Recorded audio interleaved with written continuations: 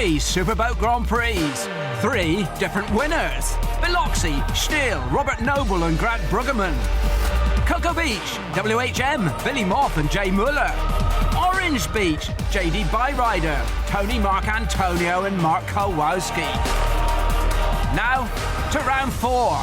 Can anyone break the mould?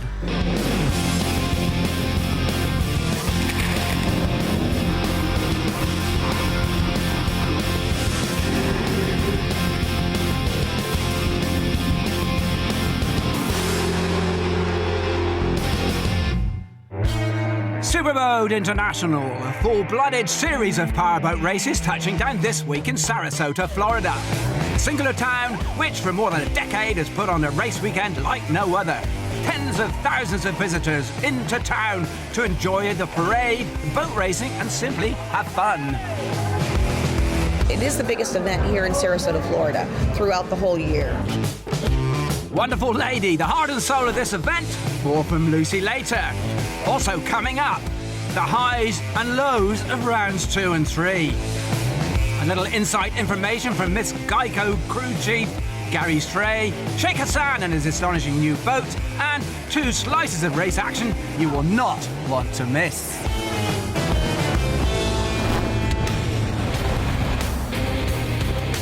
But first, the story so far. Cocoa Beach, an absolute belter. WHM and Byrider provide the bulk of the paint rubbing with huge contributions also from Stihl and CRC early on. There's an impressive debut by Doha's new Al-Qatari lineup. And a little heart stopper from Warpaint. On to Orange Beach. Doubleheader, 2 more classics. Race 1, leaderboard, top 3, head-to-head, all the way until the penultimate lap. Then, no collision for Rick, but a rollover.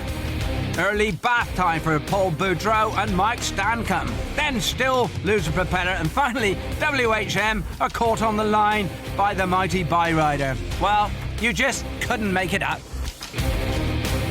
Race 2 would never quite match Race 1, but it did its best.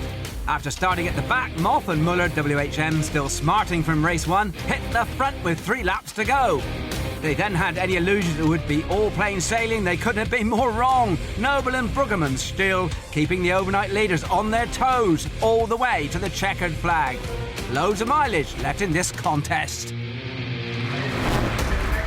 And speaking of mileage, how about 12,200.8 kilometres? That's from here to Qatar. Sheikh Hassan inviting everyone to join him in Doha 2014 for the grandest powerboat festival ever. We wanted to make this as a quick Q&A session. I know lots of people have so many questions.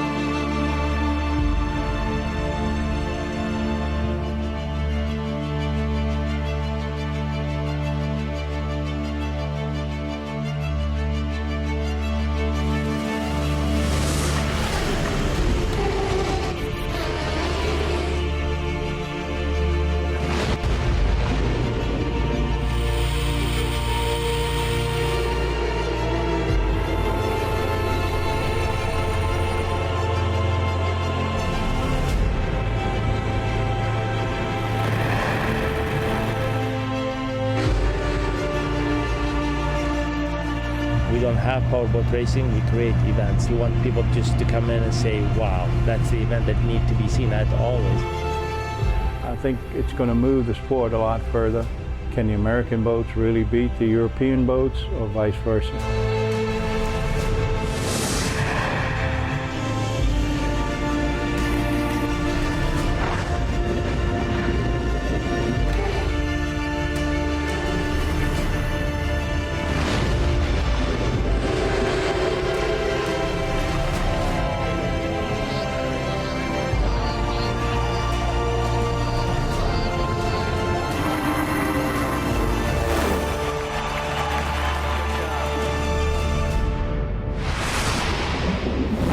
want to have an event, you want people just to come in and say, wow, that's the event that need to be seen at always.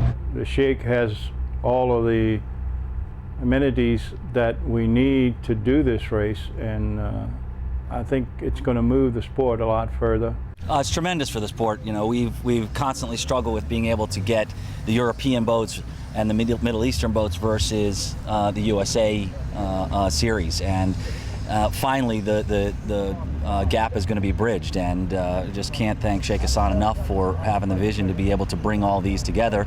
Also bringing Carbonell and him allowing the Superboat series to make that transfer. A game-changing plan likely to shape big boat racing internationally for the long haul. Back to racing here in Sarasota, Superboat stock, fee and production 3 and 4. 16 boats in all. 11 laps of the 8.8 kilometre circuit in sea conditions not quite as lively as the weatherman predicted. Here we go then. Super stock, grid 1.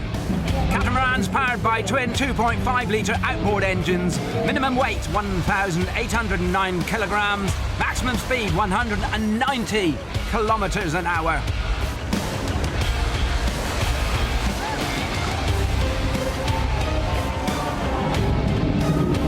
Superstock V, monohulls powered by 5.25 EFI or Innovation Marine Vortec engines, speed 170 kilometres an hour. Production 3, catamaran or monohull, power 2 naturally aspirated engines, maximum speed restricted to 145 kilometres an hour. And Production 4 monohull, maximum speed 128 kilometres an hour.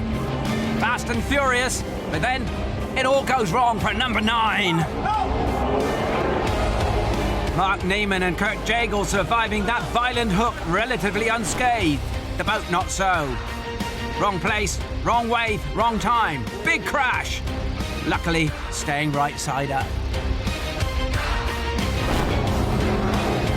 Number 2 boat floater take over at the front, but the main benefactor of Phantom's misfortune is number 10, JD Byrider. Just 17 points to the good overnight. Their lead stretches to 104 on the leaderboard. In Superboat stock with 3 wins out of 3 so far, Gary Ballou takes number 19 a step closer to the 2013 title. The first lap of 145.44 kilometres an hour paves the way for another comfortable afternoon ahead of 111 Joyland and Steve Quick, number 12, the Jewelers. In Production 3, Black Pearl, number 23, comes from behind on lap 2 to make it 2 wins in a row, with 76, Too Cruel running away with P4. So this is how it finished up. Plenty of close racing to entertain the thousands gathered in a gazebo land that stretches for miles up and down Sarasota's white sands. Bigger superboats later. While they all get ready, let's rejoin Lucy Nicandri and find out from her what makes Sarasota tick so successfully. Every year you got to change things up for the next year. There's always ways to improve, and you've always got to keep in mind not everybody's going to want to watch a boat race. So what we've tried to do is infuse a lot of different events. So if someone's schedule did not allow them to be able to go out and see Sunday's race, there were 15 other events that they could go to throughout the week, and it's a way to generate money for the local charity. The mission of Suncoast Charities for Children is to serve special needs children, teens, and adults. So over the years, we've built a various amount of campuses around the area. I get phone calls every day from clients that have been helped that'll call me and say, Lucy, thanks for what you're doing. It's really making a difference in the life of my child.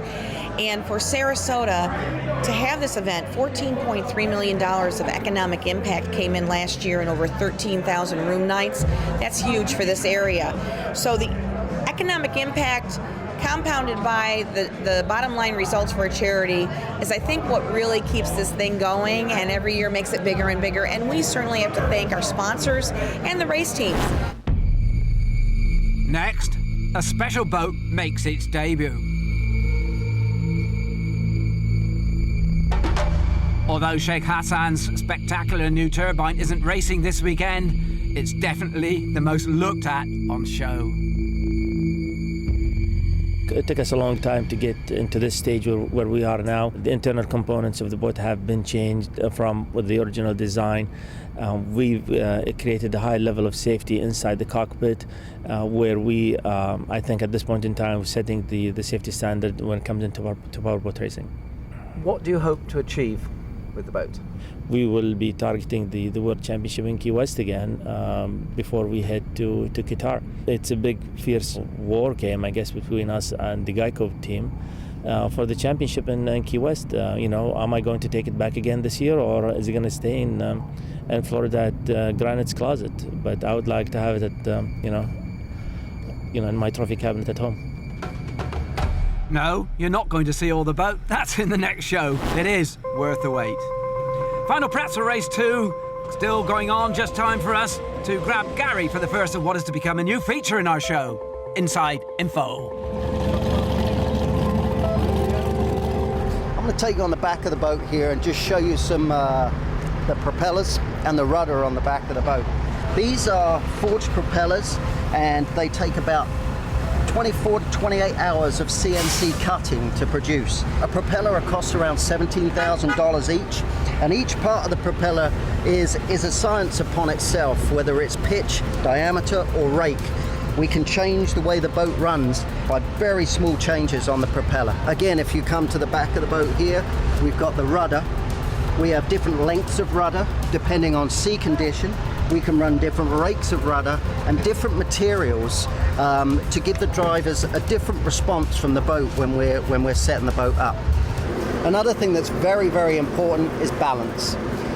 Generally, what we try and do in our team is get most of the weight central around the boat so that there isn't big inertia moments, so you haven't got weight at maximum length of the boat, or else you end up with a big pendulum which bounces the boat around.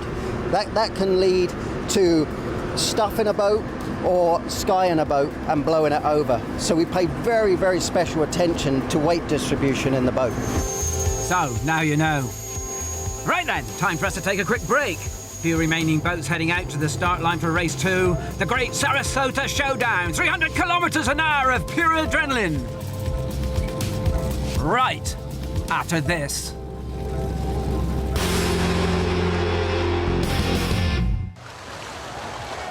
Welcome back to Sarasota, Florida, USA. The audience assembled. The cast is ready to perform. And quite a lineup of the sport's big names here this weekend.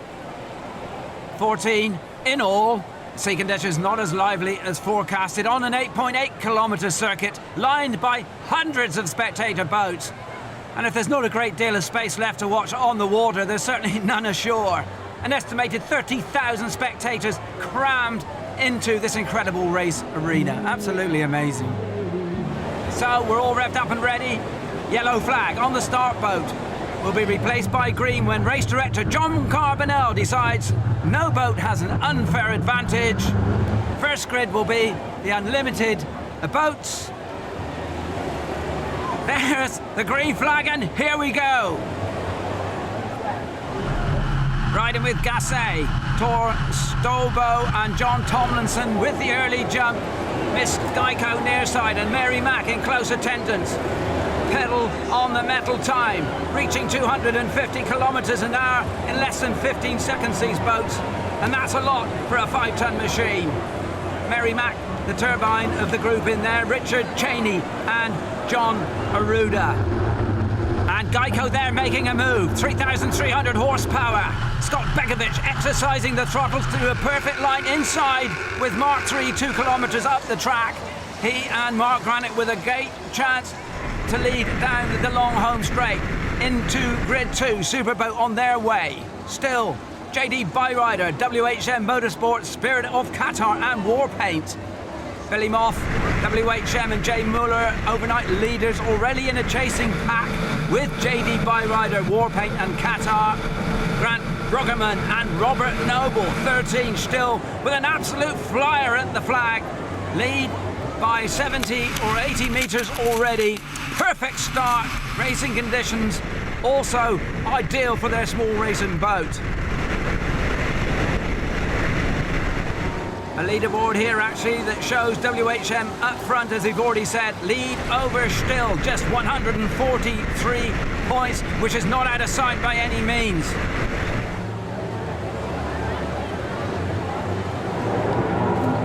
Mark 4, home turn, the big three there already. Geico following that crucial first 3 kilometres with a thundering home straight to lead at the end of the first lap. Cintron, Hugh Fuller and Rich Wyatt, not the best of starts for them, losing a couple of seconds off the flag. Picking it up now, just ahead of the big turbine, Mary Mack. Superboat, Mark 4, Noble and Bruggerman hold the sharp end.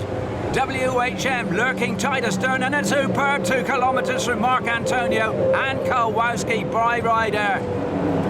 Closing everything up.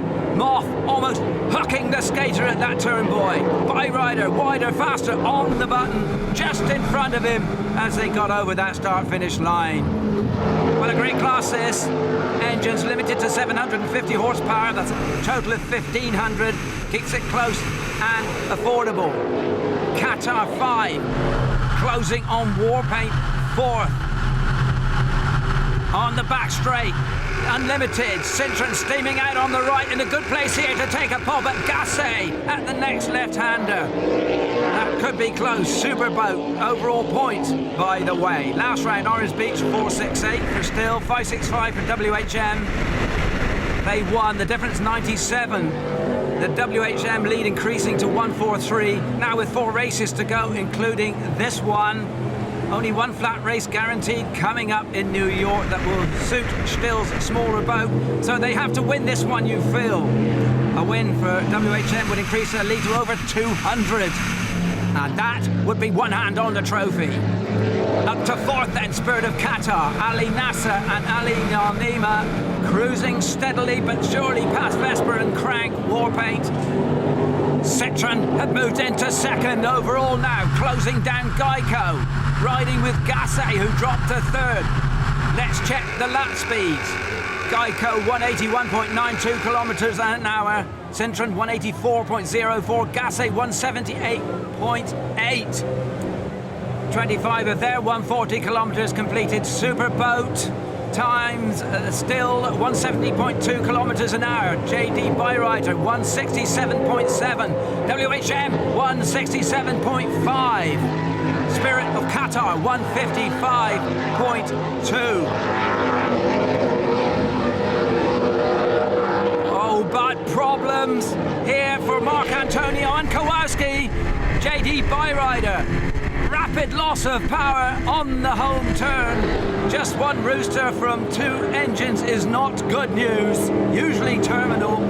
Well, let's hope not. They missed the first round in Biloxi, so playing catch up as it is. Same for Qatar. They missed out in round 1 as well. Byrider there up ahead. On their left, Al-Neama and Al-Nasser about to benefit here from Mark Antonio's misfortune. Warpaint are still 5th. Well, Kowalski still trying to conjure up some sort of plan B. If they could at least finish, that would help, but it doesn't look good. Promising start 2, taking up the chase of Stihl with WHM in those early kilometres. 2nd position at the end of lap 1. What a great shame that breakdown is. Cintron by the way. Last lap, 185.2 kilometres an hour. Miss Geico, 181.4. And the pictures that go with that story, Fuller and Wyatt. Cintron with inside track advantage. All rock and rolling now. A little bit of life appearing in the water as the circling boats start to chop up the residual swell. Moth running WHM on the ragged edge in pursuit of Stihl. Maybe feels there could be something for him in the latter stages of this race should the sea conditions continue to increase. Qatar are 3rd. Lap times again. Cintron 185.9, Geico 179.8, Gasset 179.8. Stihl 162, WHM 162.2, Qatar 151.72. Good lap for Cintron. Rich Wyatt finding an extra gear. Gasset in hot pursuit. But out go Lucas Oil, leading Extreme V and taking on water, we understand. and joined by war paint. Well, no idea what the problem is there, but a one-way trip also to the pits looking likely. Mark 4, one more time. Granit and Begovic in no mood to hand over the lead without a fight, throwing Geico into the home turn and retaking the lead. Bigger and bigger images of Gasay in their wing mirrors, an undoubted incentive. Whatever, that was a pretty useful 4 kilometres. Sintron's brief foray at the front is over. Or, well, is it? That's Geico still in there. Wash on the left. Straight line speed advantage with Sintron 2 or 3 kilometres an hour into overdrive, and Geico immediately put back in their place. Great racing from 2 of the world's top race crews. 9,000 horsepower generated by these front 3 alone. Gasay, 2 Mercury engines totaling 2,700. Sintron, 2 Stotler Racing engines, 2,900. And Miss Geico, 2 giant SCS Mercuries pushing out in excess of 3,300 horsepower, guzzling around 3 gallons to the mile each. Yes, I did get that the right way round. And a fabulous 3-way battle developing here. Speed 300 kilometres an hour. Now into context, that's the length of a football pitch every second. Think about it. Reaction time of a human being, 2 seconds, which means these boats cover 200 metres before the crew can react to any given hazard or situation. No brakes, one driver controls the throttle, the other has the steering. In a crisis, there's no time to discuss what to do next. As Formula One legend Ayrton Senna once described it, a complete off-the-wall bunch, and he's got a point. Here come Tomlinson and Storbo. Foot on the gas, you might say. Last lap, 187.86 kilometres an hour. Sweetly through the inside of Geico already. Sintron next in line attack. Running wide. Oh, a target you could hit with a blindfold. What are they doing? They must have lost track of Gasay somewhere in the conquering of Geico. I didn't realise they were there, whatever. Well, they do now. Counter-attack. But it's too late and too little. Gasay will hold on to the inside track as they exit onto the back straight, I'm sure. There they go. Oh, what an extraordinary 40 seconds that was. Coming up, Gasay to lap Qatar with over half of the race completed.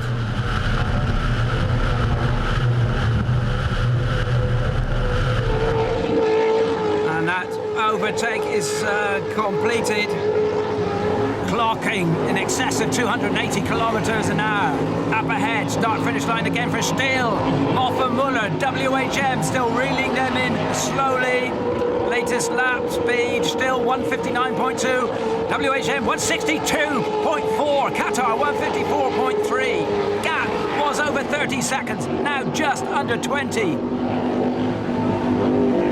Chucking all by the kitchen sink into the chase. No calls, ever a lost one for these two. Absolutely brilliant. Well, no calls either, it would appear, for Fuller and Wyatt out at turn 3. Sintron, last lap, 190 kilometres an hour. Steely, inside lane from Tomlinson and Storbo, who respond instantly. Drop back to cut inside and set up a drag race down the home straight. The battle of the Titans ain't over yet. Sintron left of picture, Gasay right. He who dares. Fuller and Wyatt just about favourites in a straight line. 100 horsepower per engine, more than Gasay gives them the end. Well, the band on shore seem happy enough, and I'm sure so are the spectators. Home turn coming up. Fuller slides Sintron safely around. Lead secured once again. I am losing count of how many times it's changed. Quite a few. Not quite as many, of course, since Geico dropped out of the frame. But one hell of a race, and not over yet. So let's catch up on Lucas Oil, who retired earlier. Throttleman Nigel Hook has been talking to Shelley Jury back in the pits. You had an amazing start. So we got a great start. The boat was handling good. Everything was like, and we had a great race here last year, so we were hoping to back it up. And then you know what? When you start counting your chickens, it's when issues happen sometimes. But yeah. I'll have to cut Nigel off a little short there. Leaders into the home straight for the final time. Tor Stolbo and John Tomlinson, 3 kilometres, and wish to elevate Gasset from bridesmaid to bride. Well, it would be pretty extraordinary if they did. They're away on the left, on a faster line, but the deficit surely too big to make up from there. Fuller and Wyatt, after doing their best, it appeared to throw it all away, form laps from home. But then, laps of 191 and 194 kilometres an hour, putting them firmly back on track. A memorable performance. Sintron wins the Super Coast Superboat Grand Prix from Gasset in second place, and early leaders Geico in third. Oh, great entertainment for a capacity house. Sarasota has pulled it off once again. Robert Noble and Grant Bruggerman still. Great win for them too in Superboat. Set up perfect for the conditions. In control throughout and back into the championship hunt. Moffenmuller, in spite of a closing burst at the end, in the end, running out of laps. And something for the Qatar fans to celebrate. Al-Neama, Mohammed Al-Nasser with a first podium in only their third race together. This is how they finished. Must point out, though, Sintron under investigation for missing a mark. Sintron, that was a race and a half. What a fantastic battle. It was a great race. Rich did a great job, and he really won the race today, so he did a really, really good job. Don't let him fool you, though. He did a great job on the steering wheel. We kind of fell into a groove and set our own pace, and turned out to be good enough to win. We were challenged a few times. I think we all probably led at some point, but ended up coming out on top. You look like you stole that race, no problem. Well, we went right off the start. We just put the throttles down, direct heading course to that marker, and we just said goodbye. The boat was set up perfectly. The guys did a great job with the propeller choice and where we put the weight in the boat, and it just made it easy for us to drive and race the boat. And a performance that keeps them on track in the Superboat Championship. Roll on, round 5. And I'm afraid that's it from sunny Sarasota. What a great weekend. New York is our next tour stop. Hope you can join us for that. Look forward to your company. Bye-bye.